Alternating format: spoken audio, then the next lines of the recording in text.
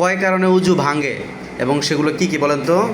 অজু ভঙ্গের কারণ 7টি। পায়খানা বা পেশাবের রাস্তা দিয়া কোনো কিছু বাইর হওয়া, মুখ ভরিয়া বমি করা, শরীরের কোনো জায়গা হইতে রক্ত, পুজ বা পানি বাইর হইয়া উড়িয়া পড়া, ঋতুর সঙ্গে রক্তের ভাগ সমান বা বেশি হওয়া, জিভটা কাইট হইয়া হেলান দিয়া বন্ধ হওয়া, পাগল মাতাল ও অচেতন হইলে, নামাজের চলে হাসিলে।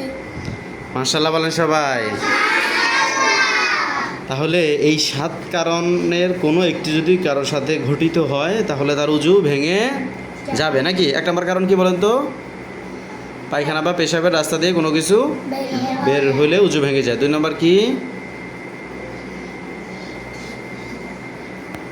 মুখ ভরিয়া বমি করা। যদি কেউ মুখ ভরে বমি হয় কারো, তাহলে তার উজু ভেঙে যাবে, সে আবার নতুন করে কি করতে হবে? উজু করতে হবে। 3 নম্বর কি বলেন তো? শরীরের কোনো জায়গা হইতে রক্ত, পুজ বা পানি বের হয়ে গড়িয়ে পড়া। শুধু মুখ দিয়ে যদি কেউ কুলি করে তাহলে তার উজু ভাঙবে না, কিন্তু অন্য কোথাও স্থান দিয়ে, যেমন এখান দিয়ে হোক, এখান দিয়ে হোক, এখান দিয়ে হোক, কোনো বিচি ছিল সেটা আপনি, হ্যাঁ, এই বিচি থেকে যদি পানি বের হয়, কোনো গোটা থাকে সেখান থেকে যদি পানি বের হয়, অথবা যদি কোথাও কেটে যায় সেখান থেকে যদি রক্ত বের হয় তাহলে কি হয়ে যাবে? উজু ভেঙে যাবে। তারপরে 4 নম্বরে কি বলেন তো?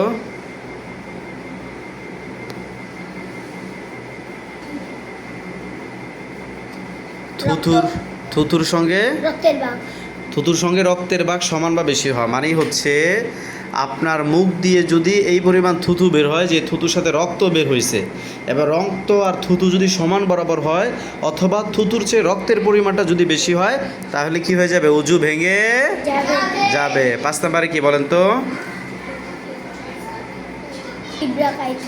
5 নম্বরে হচ্ছে কি বলেন তো?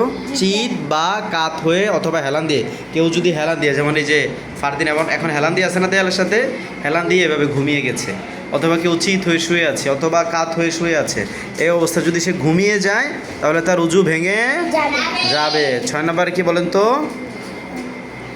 পাগল ও অচেতন, মানে কেউ সুস্থ অবস্থায় উজু করেছে তারপরে সে পাগল হয়ে গিয়েছে অথবা মাতাল হয়ে গিয়েছে, কোনো নেশা করেছে, নেশাগ্রস্ত অবস্থায় সে কী হয়ে গেছে? মাতাল হয়ে গিয়েছে, অথবা একটা অসুস্থ হয়েছে, সুস্থ অবস্থায় উজু করেছে, মসজিদে যাচ্ছে, হোঁচট খেয়ে পড়ে সে অচেতন হয়ে গিয়েছে, অজ্ঞান হয়ে গিয়েছে। যখন জ্ঞান ফিরে আসবে তখন আবার নতুন করে কি করতে হবে? উজু করতে হবে। 7 নম্বর কারণ হচ্ছে কি বলেন তো? নামাজে উচ্চস্বরে হাসিলে। নামাজে যদি কেউ হাসে এবং সেটা যদি এমন হয় যে আওয়াজ বের হয়ে যায় অথবা হ্যাঁ এই আওয়াজ কেউ শুনে, তাহলে তার নামাজও ভাঙবে, সাথে সাথে কি ভাঙবে? অজুও ভাঙবে। সে নামাজ ছেড়ে দিয়ে, নামাজ তো ভেঙে গিয়েছে, নামাজ ছেড়ে দিয়ে উজু করে আবার নতুন করে কি পড়বে? নামাজ পড়বে।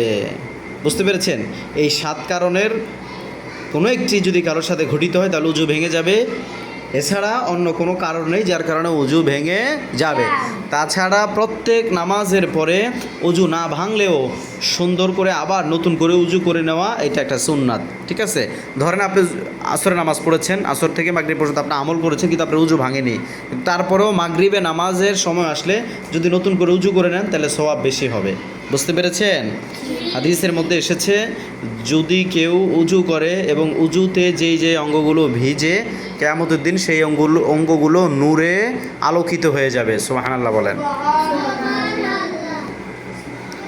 আল্লাহ তাআলা আমাদেরকে যেই কথা শুনলাম এবং যে মাসালাগুলো শিখলাম এগুলো আমল করা তৌফিক দান করুক। সকলে বলেন আমিন।